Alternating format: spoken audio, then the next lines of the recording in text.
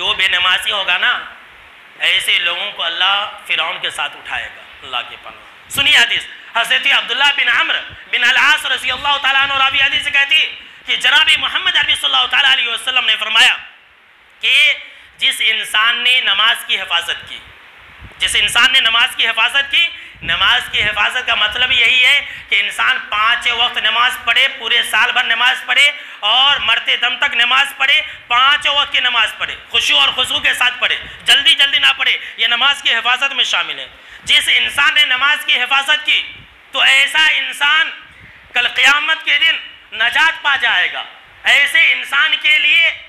نور ہوگا، روشنی ہوگی، اور ایسا انسان کل قیامت کے دن جنت کے اندر جائے گا، ایسے انسان کے لیے دلیل ہوگا، برہان ہوگا کہ یہ انسان مومن ہے، یہ انسان جنتی ہے، یہ انسان محبوب خدا ہے۔ جو انسان 5 وقت کی نماز کی حفاظت کرے گا، پورے سال بھر پڑھے گا، ایسے انسان کی بات کہی جا رہی ہے۔ آگے جناب محمد عربی صلی اللہ تعالیٰ علیہ وسلم نے فرمایا وَمَن لَمْ يُحَافِظْ عَلَيْهَا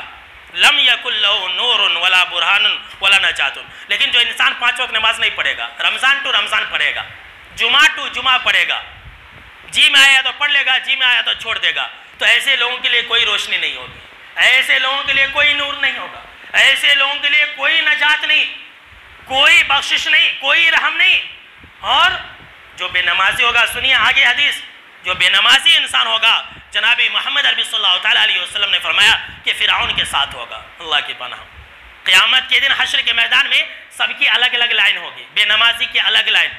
شراب پینے والوں کی الگ لائن، زانیوں کی الگ لائن، سود خوروں کی الگ لائن، سب کا الگ الگ لائن ہوگا۔ ایک لائن فرعون کی ہوگی، اور فرعون کے ساتھ کون لوگ کھڑا ہوں گے؟ بے نمازی انسان۔ یہ جناب محمد عربی صلی اللہ تعالیٰ علیہ وسلم کا فرمان ہے کہ بے نمازی انسان کو فرعون کے ساتھ،